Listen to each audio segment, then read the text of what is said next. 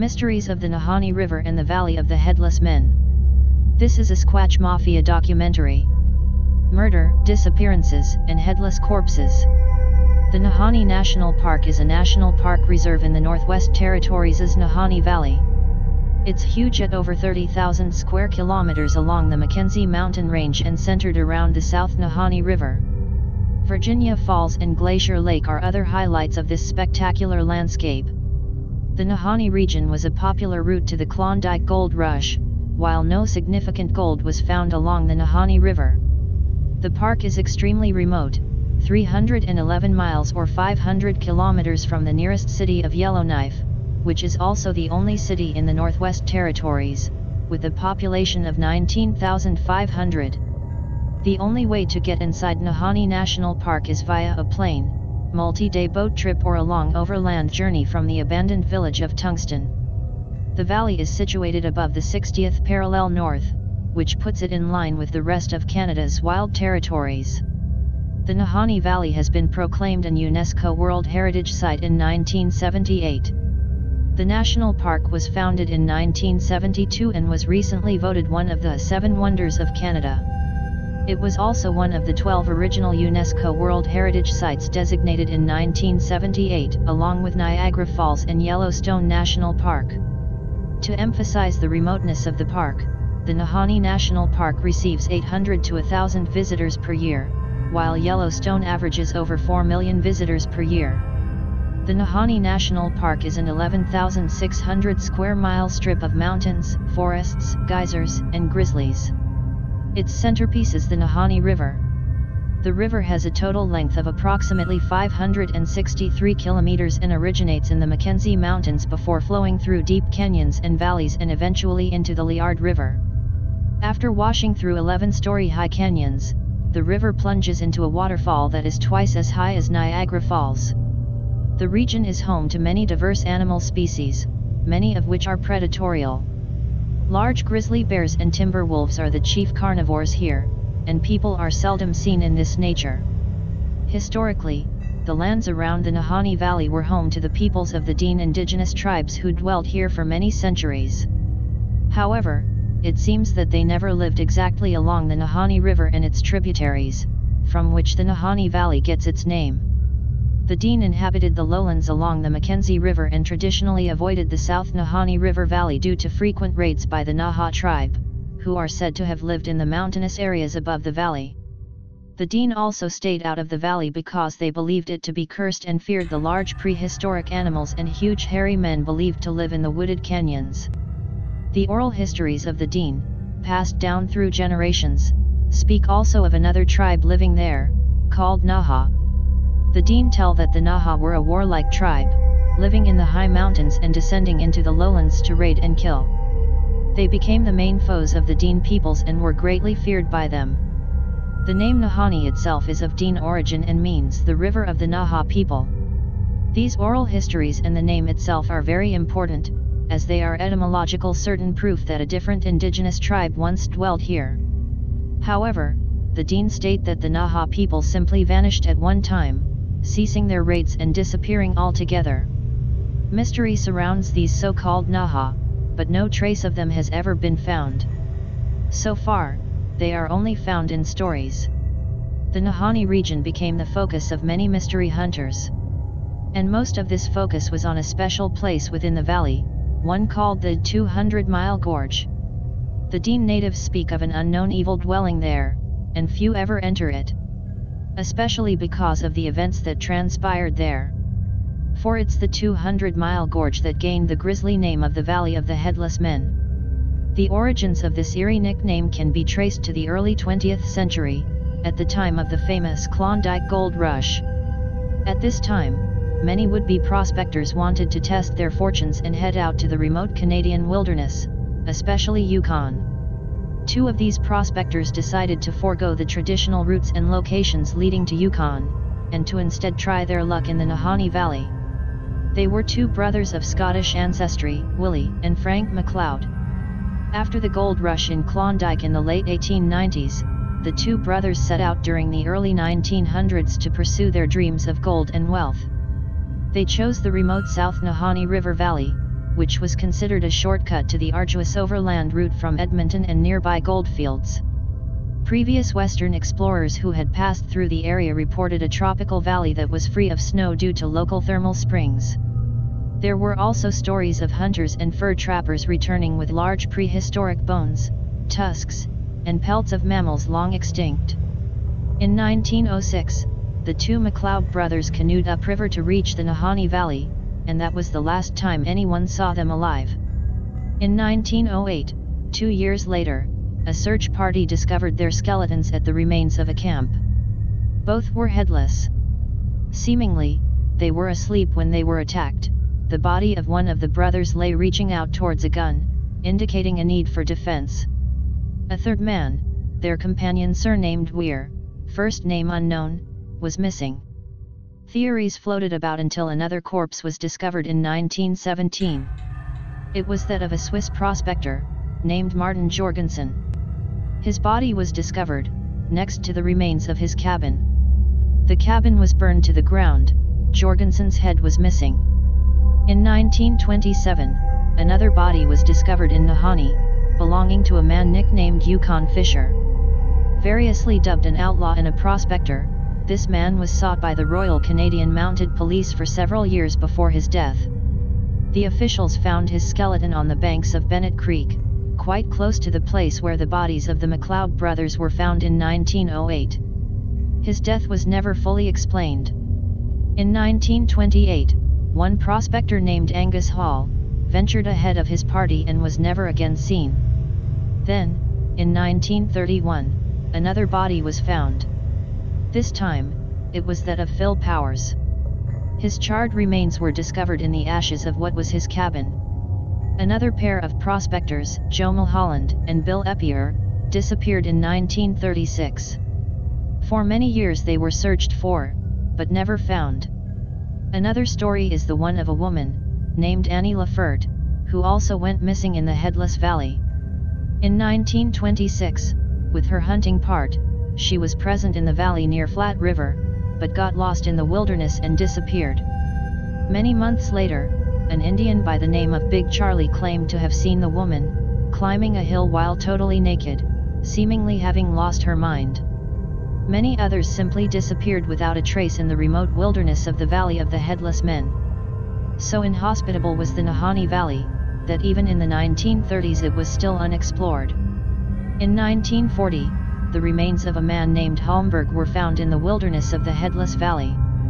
In 1945, a miner from Ontario, whose name is now lost, was found dead, still in his sleeping bag.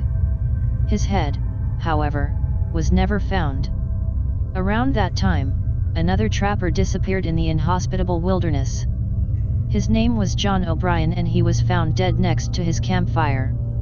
In 1949, a man named Shabak was found dead in front of his remote cabin. One of the strangest stories took place in the summer of 1963 in the area of the Valley of the Headless Men, when a group of geologists disappeared. The only survivor of this group, a man named Raymond Wallace, later reported strange sounds and sightings he experienced on the night before his colleague's disappearance, including an eerie, humanoid creature. The group, consisting of 3 men, disappeared in August 1963 during an expedition along the South Nahanni River. A few days after their arrival in the park, while hiking through the wilderness in search of minerals, they experienced several strange incidents. At night, they heard strange sounds from the forest, including a howling, humanoid roar. The group set out the next day for Virginia Falls and camped again on the banks of the South Nahanni River, planning to hike to the waterfalls the next morning. At night, Wallace was awakened by strange sounds coming from the forest. He later reported hearing something that sounded like a deep, rumbling tone, followed by a shrill scream that reminded him of a monkey's scream. He later reported the strange incidents of the night of his colleague's disappearance. He and his colleagues heard more roaring and saw strange sightings, including a large, ape-like creature that appeared from the forests and stared at them.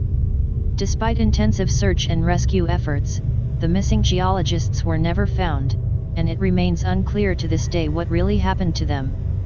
Wallace survived because he was separated from the group during the events of the night and had to camp in a nearby location. By 1969, there were up to 44 recorded disappearances in the Nahanni Valley. The national park was founded in 1972, it has been proclaimed an UNESCO World Heritage Site in 1978. The mysterious series of disappearances and murders of people in the Valley of the Headless Men at the Nahanni River continues to this day. One of the most recent cases involves two outdoorsmen from Fort Simpson who died under unknown circumstances in the wilderness. In the summer of 2005, the two experienced bushmen, David Horsey and Frederick Hardesty, disappeared from a remote hunting camp near the Headless Valley. Rod Gunderson, a friend of the two men, had last seen them alive on June 12. When he returned to the hunting camp on June 16, he found it abandoned. On June 18, the police joined the search for the two missing men. On June 27, the body of David Horsey was found in the dense wilderness near the camp, about 3.7 kilometers away. On July 8, the body of Frederick Hardesty was found floating in the river, about 20 kilometers from the camp. Although the Royal Canadian Mounted Police conducted an investigation, the case was never solved. The family members of Horsey and Hardesty were dissatisfied with the way the police handled the case and filed complaints. It was argued that the Royal Canadian Mounted Police did not do enough to solve the case and that there are still many unanswered questions. A newspaper article from 2018 about the 2005 case says the following. David Horsey and Frederick Hardesty, two men from Fort Simpson in the Northwest Territories, were found dead in 2005. The cause of death for both men remains unclear, which has raised many questions for their families. In recent years, the families have repeatedly contacted authorities to demand a new investigation into the case. David Horsey, 60, and Frederick Hardesty, 58, went to a friend's cabin 125 kilometers northwest of Fort Simpson, Indiana, June 2005. Horsey's body was later found in the thick bush almost 4 kilometers away from the cabin, while Hardesty's body was found in the South Nahanni River about 20 kilometers away from the cabin. The men had been missing for almost a month before their bodies were found. It was officially determined that Horsey died of hypothermia and Hardesty drowned. The stepbrother of Horsey was part of the search party for the two men, and he said they found strange things at the cabin. There were bullet shots all over the place, said the stepbrother. The picture is bigger than just two guys, one who died of hypothermia and the other who died of drowning. He said. There was something else that happened before all that came down. He said that when the search began, the Royal Canadian Mounted Police didn't cordon off the cabin, because there was nothing to indicate foul play. He said the search party and Royal Canadian Mounted Police were camped out near the site during the search. After the bodies were found, Horsey's stepbrother said he asked the Royal Canadian Mounted Police again if they would be investigating. He said the Royal Canadian Mounted Police said they would not be, because all the evidence had been contaminated by the search party. The families are not satisfied with the investigation. Both Hardesty and Horsey were described as experienced bushmen. The families filed a complaint back in 2005 to the Royal Canadian Mounted Police about the way the case was handled.